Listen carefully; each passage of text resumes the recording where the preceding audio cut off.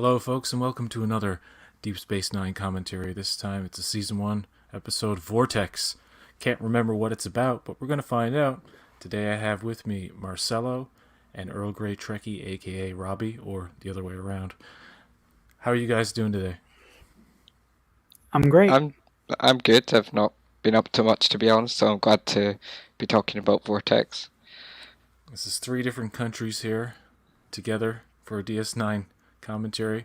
Canada, Marcelo is in the United States, and Robbie is in good old Scotland. We're international, aren't we? We are the world. Anyway,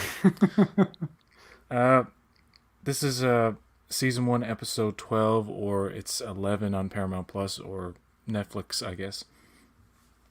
So let's queue up our episodes, and it's going to be 3, 2, 1, and on go we press play. Are we ready? Yep. Yes. All right. 3, 2, 1, go. Opens on the Odo. The usual Odo. Nothing. So cranky.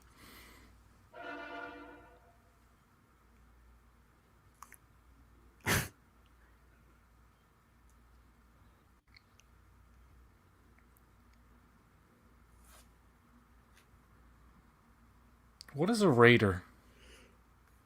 I guess like a scavenger ship that does stuff for hire, I guess. Okay, that sounds right. Never actually looked up what raider means, so I'm gonna do that now. I love when the Odo Quark relationship is like a sitcom comedy. It's comedy gold, Jerry. Gold.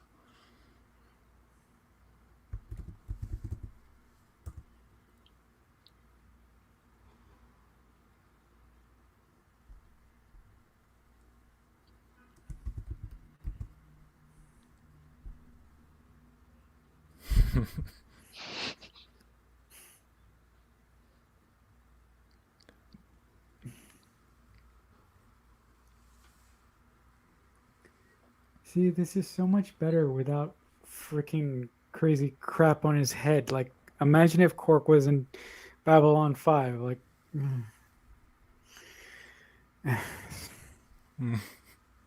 sorry, a little bit of what I'm watching at the moment is coming through this commentary.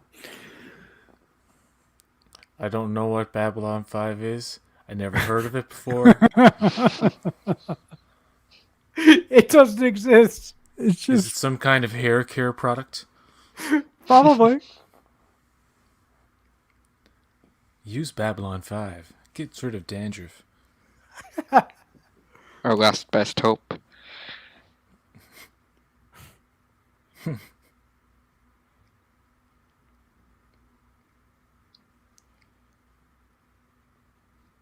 He's being very defensive now, isn't he?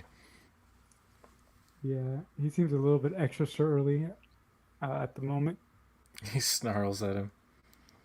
He's like, get out. He's like harassing my customers, and he's like, get out of my way, customers.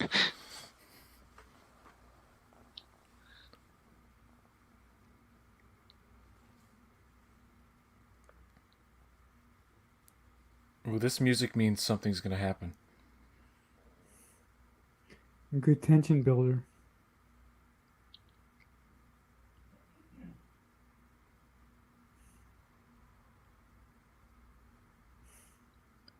Okay. Something about them drinks? That liquid in the bottles? Does that mean Maybe something? there's I honestly poison can't or remember. something. I don't know. I just started the DS9 Avatar books, and in the first chapter, Quark's really frustrated because he has 15% less customers in his bar. Now, the DS9 Avatar books? Yeah, it takes place right after the finale. Okay, so Avatar was the debut of the continuity in the books that started that ends with Coda, basically. Hmm. Because after when they stopped producing, these shows, I think it was David Mack, Dayton Ward, maybe James Swallow. I know they were involved with Coda, but there's this continuity. David Mack as well. They've kept this continuity within the novels for a long time. Destiny, the David Mack Destiny trilogy is within that, right? So the characters stay in the same, or these books for the longest time have never, as to my knowledge, have contradicted each other. So there's been this literary Trek canon that follows Picard and all the characters from all the shows from the 90s. So I've only read Destiny. I'm going to read Coda. I have the first book of Coda, which is the end. It's the end of the Trek as we know it, basically, from my childhood, because the events of Picard negate all of that. Like they didn't go anywhere near what the books did, and realistically they couldn't, because the books are so epic and ambitious, like Destiny and all that stuff. But I digress. Yeah, I want to read Avatar too. I've heard of it.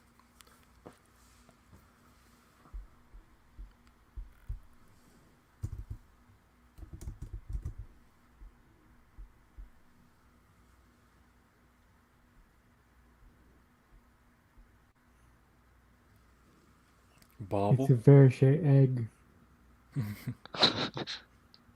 They bought it at the fancy shop in that Yeah. LA somewhere. Yeah. Look at this butthead. Yeah, he has an interesting hairline. To be sure. It looks like This- a man's hairy ass. Sorry to be so blunt. Oh, he looks unstable. He looks like he needs a fix.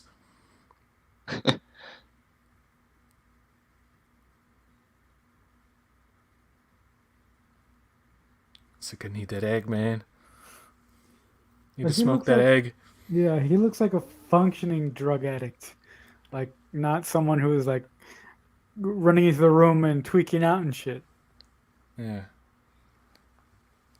That's an interesting Odo moment, because Odo was just like smashed and had to put himself back together like the T-1000, but they didn't have the budget to show it. They kind of do it off camera. You know, the butthead actor was in that episode where Trip becomes pregnant. Which, Really? Yeah, he was the alien captain. Ah. Oh yeah, the one of the buttheads has played various aliens. The actor who plays the butthead, not the actual butthead. Yeah.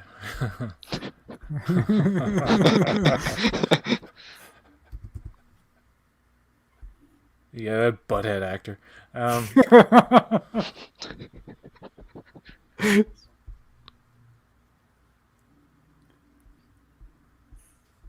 His voice is very, familiar. Sure, he can get hair transplants. Yeah. He needs some like not Rogaine or something like that can take care of that rather asshole on his face.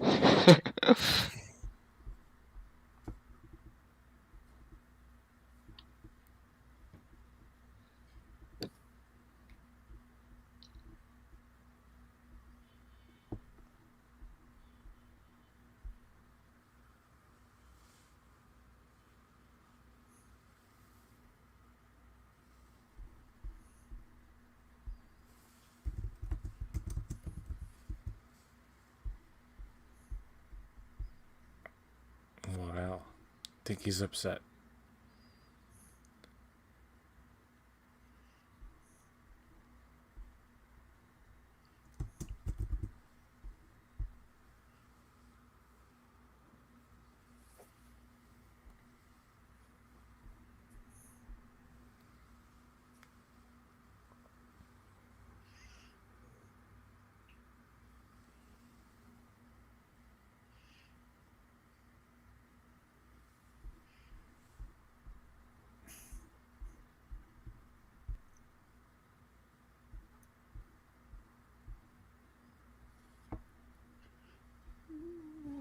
Fancy that. Look at that.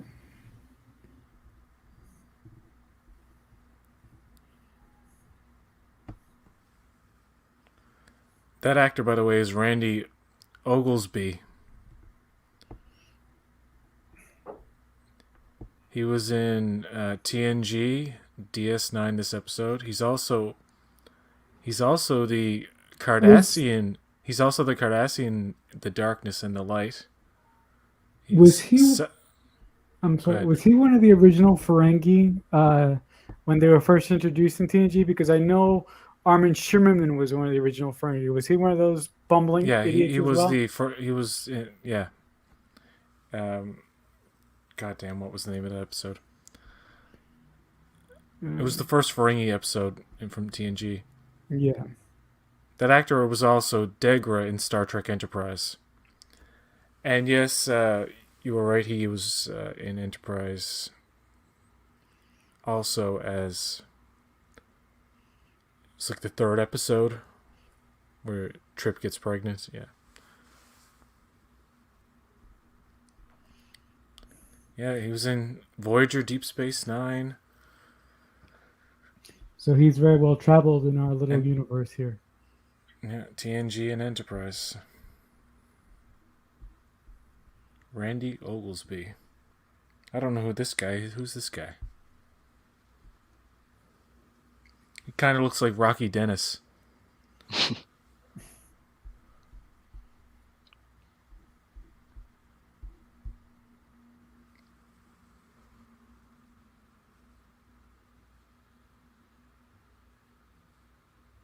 Oh, this is intriguing.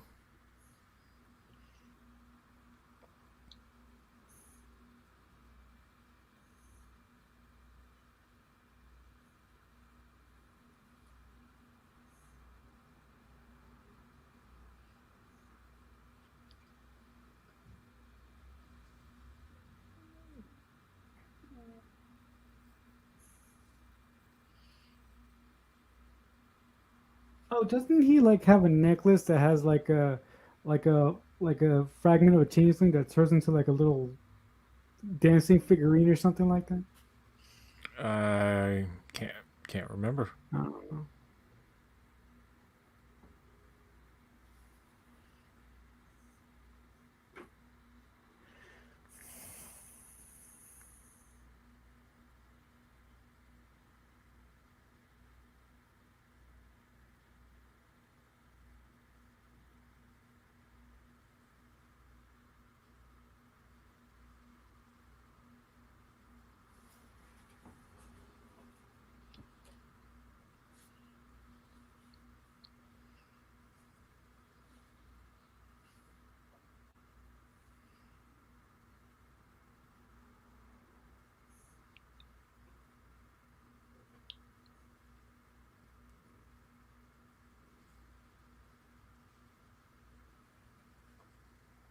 The most expensive special effect of the 90s. Of course, I guess they reused that so much. So, I mean, they did it once and then just rendered it at different angles. Yeah, hey, if it works and you like it, don't fix it. Use it again and again and again.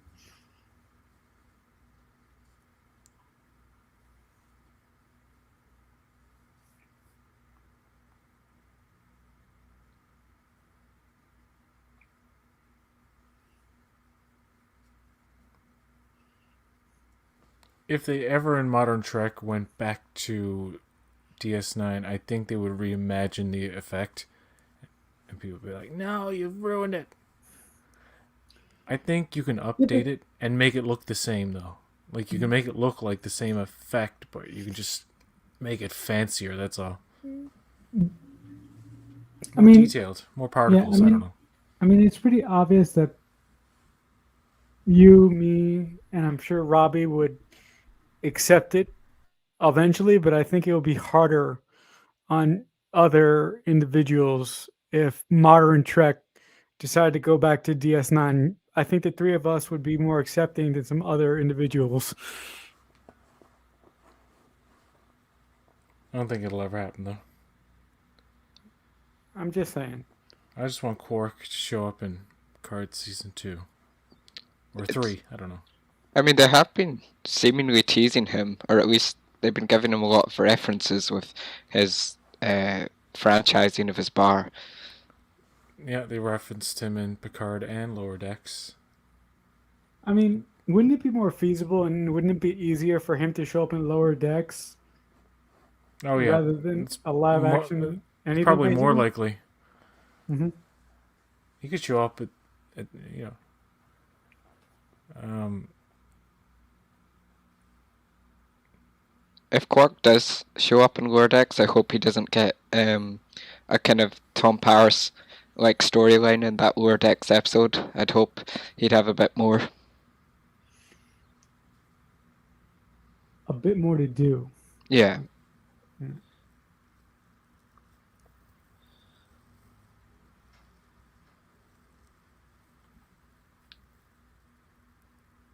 yeah. Get off my plane. Get off my station.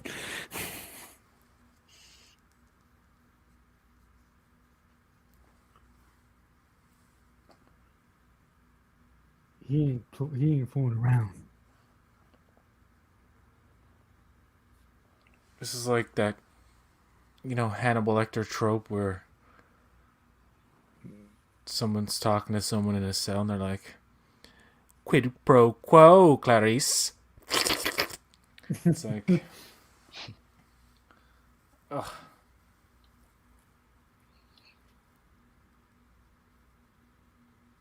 I don't know if I trust this guy.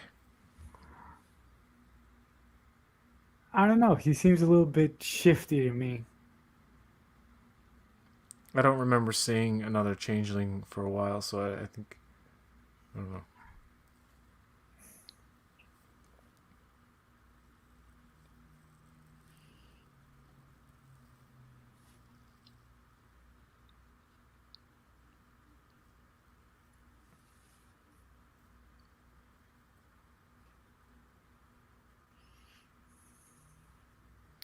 What stuff like that. I'd be like, dude, you're playing me, you're baiting me. Odo's like, I can't help it.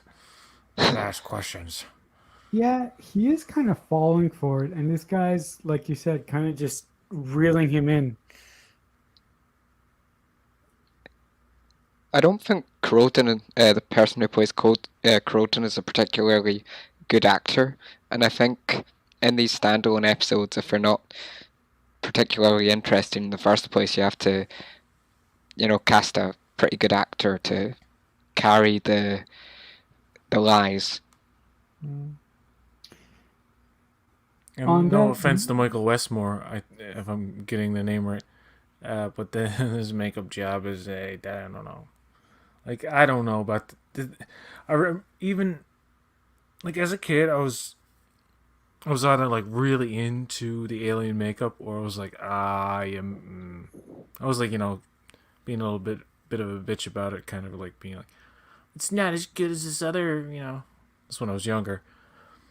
But yeah, I can see how some of this makeup now would never work in like 4K. Mm-hmm. That special effect, by the way, cost $70,000 now. No, but I think that if DS9 is ever released in 4K, you would see some details with particular makeups that aren't visible now, since we're watching the show in standard def. But I think the team who remastered the show in 4K would have to deal with that, or find a workaround to how to deal with that. I mean, if I saw the What We Left Behind documentary in theaters, that was my way of supporting it, because I couldn't donate or whatever to it. So I saw it in theaters, and it looks incredible. I guess it was projected in 4K. I mean, I guess it was scanned in 4K, or maybe 5 or 6K, who knows. But anyway, the way it was projected on the screen, it was like, wow, DS9 at the proper resolution looks cinematic on a big screen, even more so than TNG, which I saw Best of Both Worlds in the theater, right? And it was at like the 4:3. But with the DS9 remastered clips, they were in 16:9, which is they're not really cropping much because you do have more information on the sides that you don't see in the 4:3. So that's okay. They just slightly crop maybe the top or bottom a little bit, and it's not even an issue. It just looks DS9 in particular looks better in 16:9 because of the sets are just made for that. TNG wasn't made for that because it was all closed in and shit, and like 1 inch to the side, and you'd see the wires and the equipment and whatnot. But the alien makeup, some of it, I was like, wow, some of that Worf stuff looks really good and blown up on the big screen in 4K or whatever. And then other parts, you'd be like, oh, I can see the seams. Because as Noah Averbach-Katz pointed out when me and Sean did the interview with him, he reiterated the thing about the reason they do face mask, the whole face mask now is because with the high resolution way they film things in like 8K now, or like it's crazy, like the resolution they because they want to future proof it basically. But they say they do the masks because they don't want the individual pieces so much anymore, because any one of those individual pieces can show a seam or an imperfection when you watch it back that you maybe would not have noticed on set. You see some of that in Discovery, but not a lot because most of the actors' faces are completely covered. But I know what you mean. Like you will if DS9 ever gets remastered, you're going to see nothing but like imperfections and seams and stuff in the makeup. Mm-hmm. I know I went off on a tangent there, but yeah. Oh, that's okay. It's your commentary. It's your show. Me and Robbie are just here Wait, it listening is my to your show. knowledge. It is your show. I demand one of you speak. If I remember correctly, this episode pretty much teases all those origins, but it doesn't really give us enough to carry the episode. It is in the more boring side of season 1, I must admit. In that way, it's like a glass half full or half empty, except the water keeps falling out of the glass. So you keep wanting to have a full drink, but you just can't. Move Along Home is, in retrospect, one of the highlights of season 1. It really is. I mean, it's not like a high quality, intriguing, dramatic episode.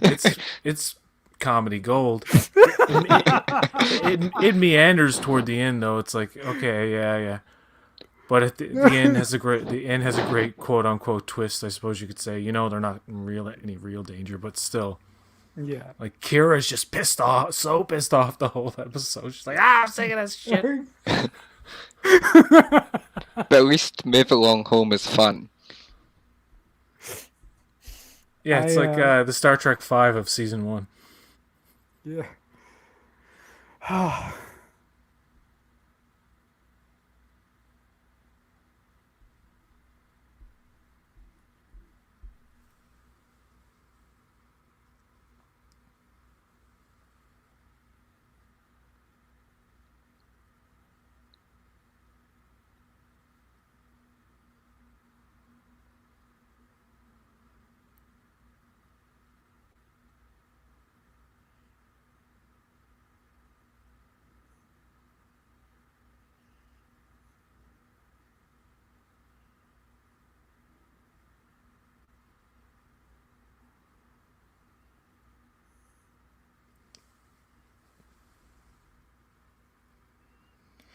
Yeah, this never works out well, does it? When you have like a prisoner in just handcuffs No. with you on a runabout who just stand up. Well, I mean, it's Odo, so I mean, He should have took one of like his security people for redundancy. I guess it's just a budgetary thing. But I always thought in Trek when they were dealing with dangerous people in close quarters, like put a protective shield between me and this person or something. But yeah, no. They could just show the fizzle of a shield. when it's turning on and off. But yeah.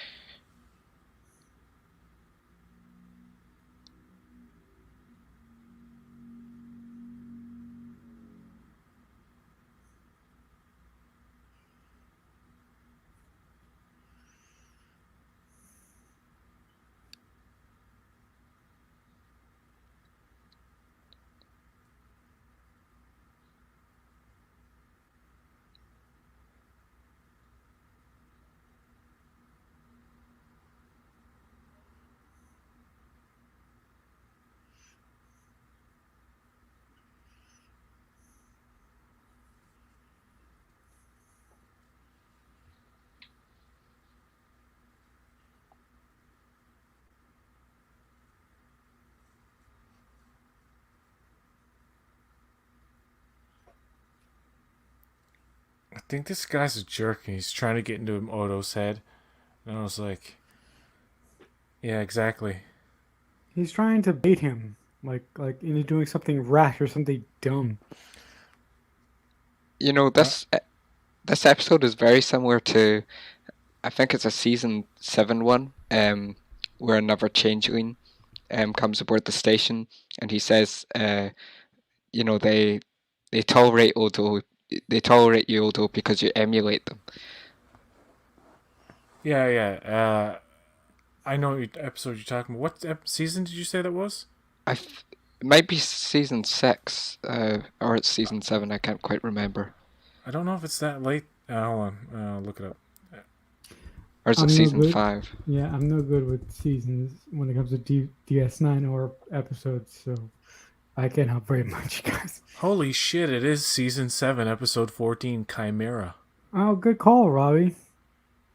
I for some reason I was thinking that was like season 3 or 4 or something, but yeah. See, that's what happens when you don't watch DS9 for 3 years. Well, 4 years. No, yeah, 3 years. And then you watch like a million other things in between that. Yeah.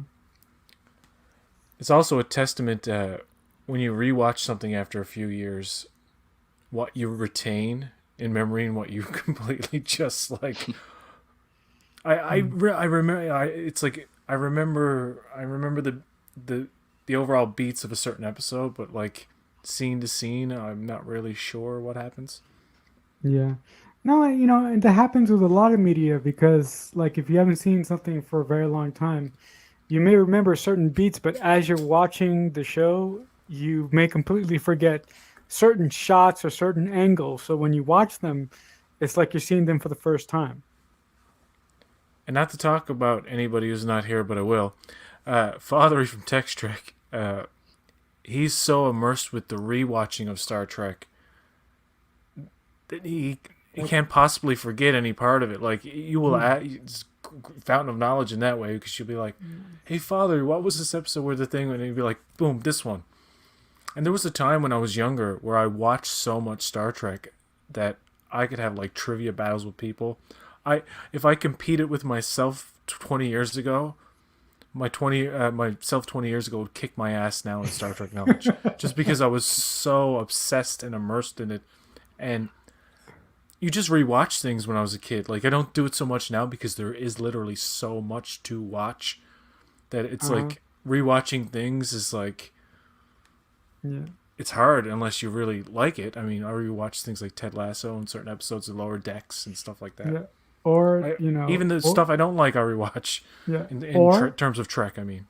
Yeah. Or you can just get, sort of pushed into it. Like I got with a certain franchise in a good way, I think. We must not speak of outside franchises. No, I'm joking. I just talked about Ted Lasso. Yeah. Ted Lasso comes up a lot when with us our groups.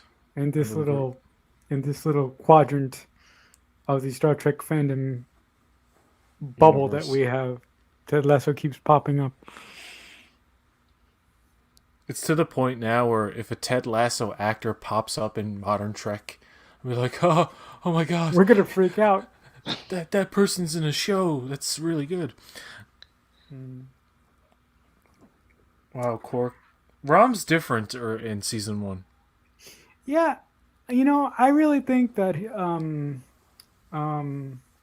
Nog really gives Rom some self reflection and some self pride when Rom realizes that he wants his son to be better than he was. Yeah, So, in a certain way, Rom wants his son to accomplish the things that he couldn't do, yeah. which is a very, very uh, um, It, international thing when it comes to parents and their children. Mm. it's an amazing journey that he starts off of this nervous, condescended brother who's looking up to Quark, and then he ends being the Negus, and he kind of Spoiler alert. Spoilers! How could you, Robbie? No. How could you? But Shame. early on, Nog is. I think in the first episode where he has a lot of dialogue with Keiko about Nog going to school, he's the most different. When you go back and watch that, you're like, oh, he doesn't have the character yet. There's no knock on him or anything. It takes a while. But at this point now in the season, Nog is in that like very nervous, groveling kind of stage. And as the show goes on, it's so casual and so subtle, he builds more and more confidence.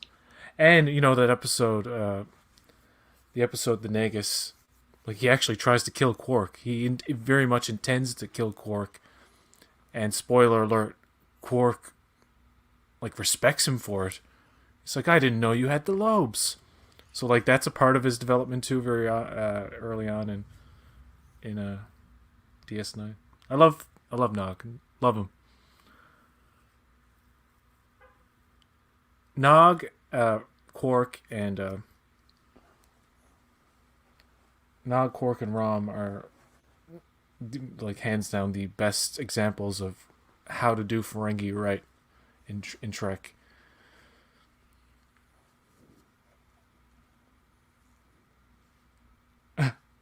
A temporary loss of insanity. Stability or insanity? God, I love Majel Barrett's voice, and hearing it, it's like I certainly liked her computer voice more than I did like her. Uh, all due respect to Majel Barrett, but her acting Nurse. as Deanna's mother was like, oh Oh God, I please. love it. Oh, I love her. I love her as a. I always have trouble saying her name, Loaxana. Yeah, Loaxana Troy. I am She the she annoyed me as oh, Nurse Chapel though. I mean, really. in TOS, I'm like, it's cool that she's there and she play, but she's just always like just like like a shrinking violet. It's Mm-hmm. and she love pining after Spock so much. Um, Right. I think they'll do something very interesting with her character in Strange New Worlds. They'll Oh make her no, much more yeah, dynamic and interesting. no doubt, Not no to doubt. not to say that they sucked at doing her character. It's just No, given the times and yeah. the it was mainly a Spock, McCoy, Kirk show. Hmm. The ancillary characters didn't get a lot. But No, anyway, and to speak to your point, I think that that's what makes new Star Trek really, really good. They do a great job of fleshing out basically main characters and give them different dimensions in the way that you know TOS uh, 90s Trek didn't do for specific individual characters. hopefully in Strange New Worlds, we get a scene with Nurse Chapel, number one, and the computer interacting, who were all played by Majel Barrett. You're there. well they I think they said something about they definitely will interact. They probably will be friends. That'd be cool, like close friends. Here's another interesting question. Who do you think is going to be the voice of the computer? Do you think it's going to be the same I think it's the act? same actress they've been using for Discovery. Okay, it's gonna be the same voice actress. She's really pretty, by the way. She's really really pretty. The voice actress who does On the. this channel, we do not focus on physical beauty, only what is inside. But yeah, she's smoking. But Sorry, smoking. I'm wrong. I'm wrong to have heteronormative feelings. I'm sorry. No, I'm joking. I'm joking. I'm joking. Oh, this is like Jean-Luc blow up the damn ship. Not really though. I mean, it's just like the anger of it. Like Odo's fucking like, don't mess with me, man. Like you're fucking with my emotions here, dude. Yeah, he's really falling for it now. He's starting to lose it. Odo only seems to have two modes: stoic or angry, or maybe happy with Kira. Or unintentionally sarcastic, like I've always said. Like you don't know if like he's like, oh really? It's like, were you genuinely concerned, or are you being like, fuck you? I don't know. He also has dry wit, like some Yes. really really dry wit. That's Indeed. Endlessly entertaining. I would love to hear his station logs. Oh, I didn't. Oh, I forgot. Oh, now I feel bad I for forgot not all liking about this this. guy. Now I feel like a piece of crap. Thanks, Mister Alien Dude. I forgot his name. Didn't even bother to learn the guy's name. Damn it! What's his? Now What's his? now I What's his really name? wish I would have been paying attention. It's like I'm physically looking at it, and the subtitles are there, but I'm talking at the same time. So it's like, I guess that's what commentaries are all about. I like the silent. It wouldn't be cool if it was a commentary. It's like 5 minutes of silence, and then somebody goes, like 2 more minutes. Oh, that was funny.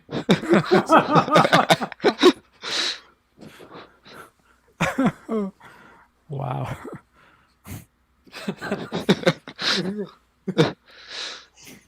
The enemy of any commentary ever in the universe is no dead air ever.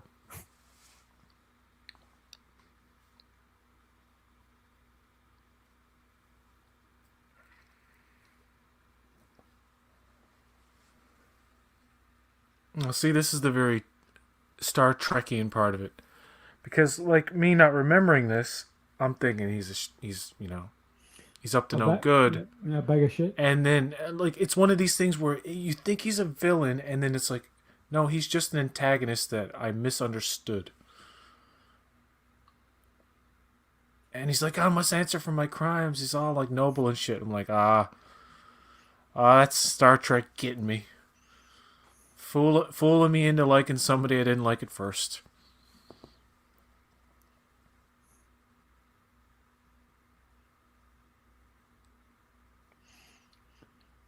I don't understand. Wouldn't he revert back to his gelatinous state if he was unconscious? Yeah, that's that would weird. probably be too expensive. Yeah. But I'm just But saying, Odo can get knocked out. I theoretically. didn't.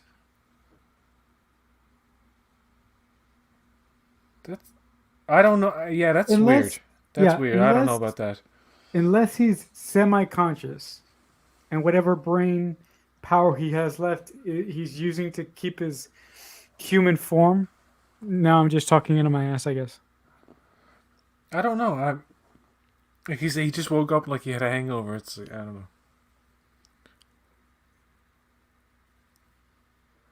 I always imagine if they had like the budget for it, if somebody like threw a big rock at Odo's head, like it would smash, but like he would just put it back together. Like you get a scene kind of like that in the first episode. Oh, where the swing he threw his Yeah. head.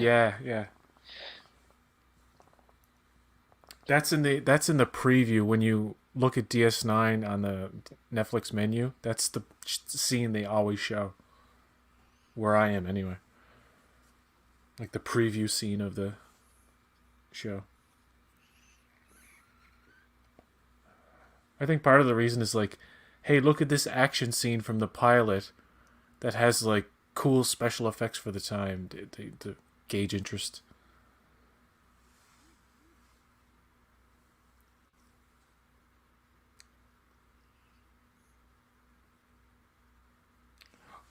Just imagine what they could do with a changeling character in modern. Today? Oh, like they Oh, could they do would, so much. yeah, they would do something pretty cool. What the hell? Oh, they're in like some sort of cloud. Okay. It looked like they were underwater for a second. Yeah.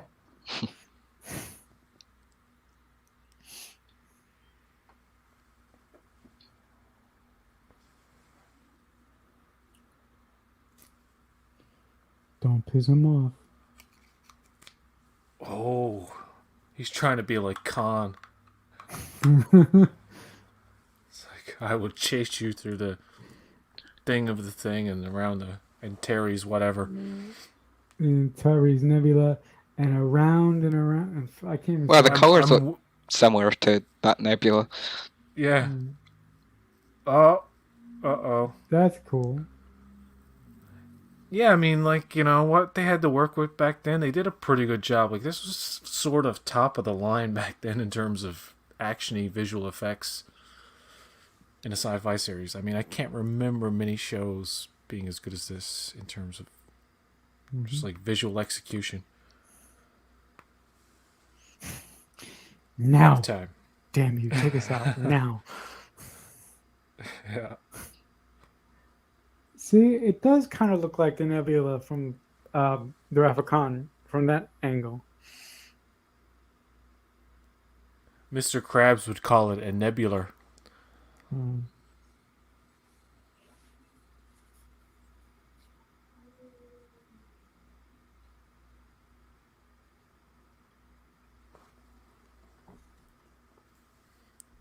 See, even if an episode like this is kind of boring and draggy, it has a good little climax and yeah, it has good story beats. Sorry.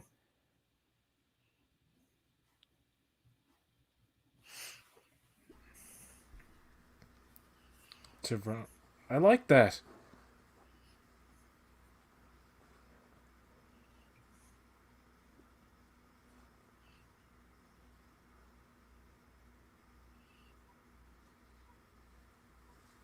I like her. I like her. And I like, a Vulcan ship contacting. You don't see that very much.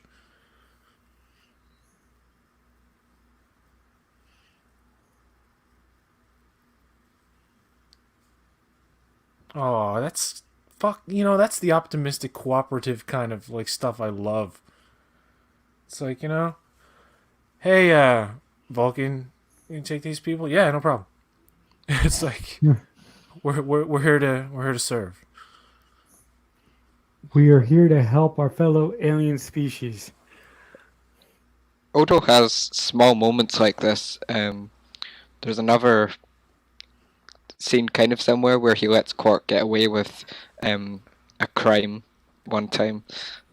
What's the episode of TNG where Data? It's season 7 or 6, I think. Where it's 7, I think. Where he goes down to that planet and they think he's an Iceman. Oh, And they have to recover his body later. The little girl who from that episode is that same little girl here, I think.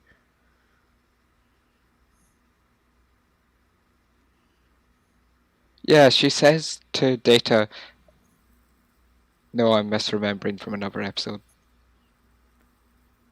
Like you prefer, the God, I gotta look that up.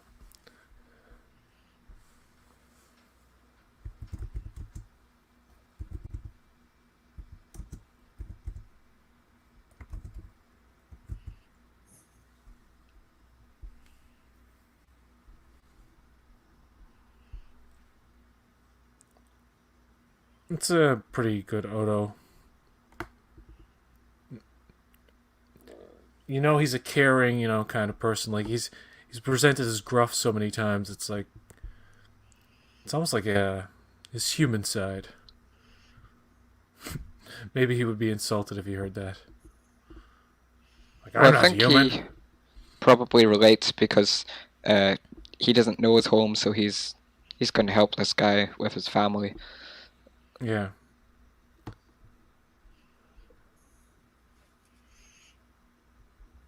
Thine Own Self is the episode where Data's at a pre-industrial society, and anyway, yeah. So, 1 out of 1,000, what would you give it? No, I'm joking. I would give it like, I mean, 6. Yeah, sounds about right. Well, you know, DS9, even the duller episodes are still better than some of the other things out there. But yeah, thank you guys so much for joining me. I love these commentaries. They're great. It's great to have, you know, you guys on here, and I know at some point I'm going to have to do like one alone or something. It's going to be challenging, but I really like to keep it like 2, maybe 3 people or something like that. It's always fun. Move Along Home was really fun with Fathery and Starfleet Boy. Right? I'm like blanking on Starfleet Boy. Yeah, No, but anyway. Yeah. I actually did a commentary with Starfleet Boy and Geek in Review. We did a fan commentary for my favorite film of all time, Scream. So that was really fun. Oh, awesome. I don't know when that's going to come out. Maybe sometime in October. All right. Well, we're going to have to end this at the 47 mark. So until next